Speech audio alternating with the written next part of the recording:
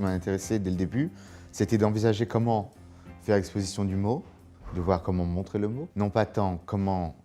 occuper des espaces, mais plutôt faire parler ces espaces et comment parler dans ces espaces. Et à partir de là, scinder en deux cette invitation qui s'articule autant sur une suite d'expositions et une suite de publications.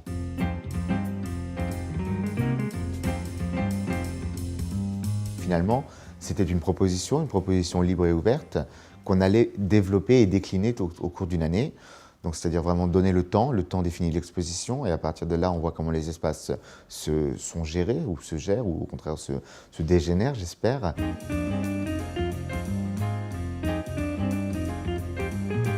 Je suis parti d'une étude pour une exposition que j'avais faite à Londres, et qui s'intéressait à l'idée justement du mot étude, le mot étude en musique. C'est vraiment le parti pris, en somme, mis en œuvre pour cette suite d'expositions. Et donc une suite qui s'articule sur 4 mouvements, 4 invitations.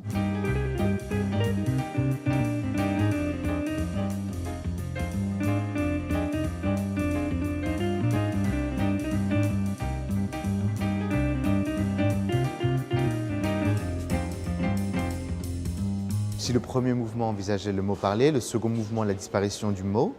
ce troisième mouvement envisage le mot et comment le mot génère l'action, génère l'événement. Ainsi, cette exposition s'appelle Une exposition, un événement, et affirme par l'œuvre de 3 artistes, Mieko Shiomi, Maya Icorn et Tim Etchells, une réflexion, une possibilité, une compréhension possible de ce que peut être un événement, un non-événement, et en somme, comment une exposition fait événement.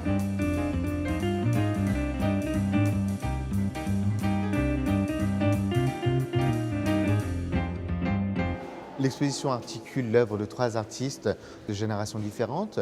et débute avec Mieko Shiomi, donc une artiste née à la fin des années 30 au Japon, une artiste Fluxus qui a amené une compréhension possible de ce que peut être Fluxus dès le début, dès sa rencontre avec Yoko Ono et John Cage, et a amené au cours de sa carrière une réflexion sur le mot, une réflexion sur la partition et comment écrire une œuvre musicale qui ne soit ni musique ni chantée, mais bien une lecture du mot, une action par le mot.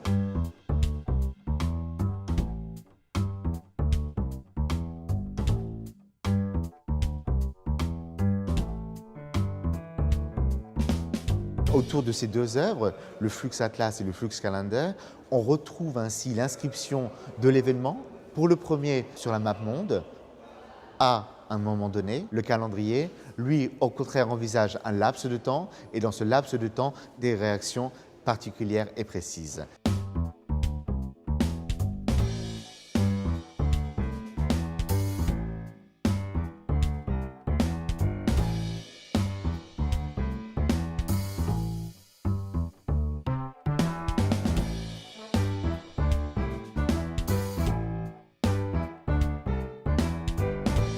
C'est un grand plaisir que d'inviter et que Tim Etchells accepte cette invitation pour envisager comment cet artiste, dramaturge, membre fondateur et directeur artistique de la compagnie Forced Entertainment, l'amusement forcé, un grand groupe de théâtre britannique qui, depuis les années 80, vraiment remet en cause les bases et les codes du théâtre, de voir comment Tim pourrait réécrire le mot dans sa dramaturgie pour générer un non-événement par excellence. Let Go envisage, au travers de l'utilisation de 3 mots et son allitération dans l'espace, cette écriture au fur et à mesure, de voir comment chacune propose au fur et à mesure non seulement une affirmation de laisser faire, mais aussi de laisser aller.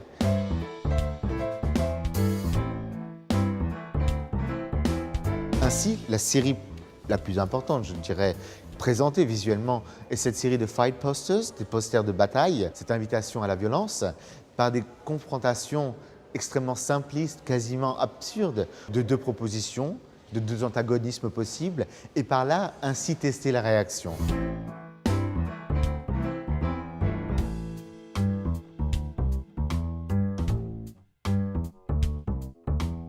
Maya Icorn nous offre 2 magnifiques œuvres pour l'exposition. La première est Un Place de la Concorde 7508 Paris, une inscription en blanc sur blanc, un bas-relief, mais en même temps un bas-relief déceptif dont l'apparence disparaît sur le mur, qui affirme autant où l'on se trouve que où s'inscrit l'œuvre.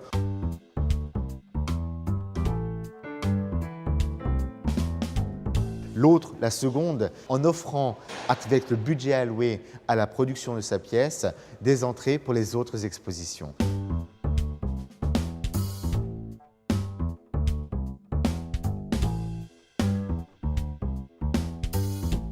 Ce qui a été beau à travailler de nouveau était cette volonté d'inviter un travailleur du langage à se saisir de l'opportunité de faire publication. Nous avons eu le plaisir de travailler pour cette édition avec Douglas Coupland et de voir comment dans ce séisme, dans ce tsunami de mots, peut s'articuler, peut s'écrire, peut s'orienter une nouvelle pensée du travail, une nouvelle pensée de notre présent, d'un futur avenir.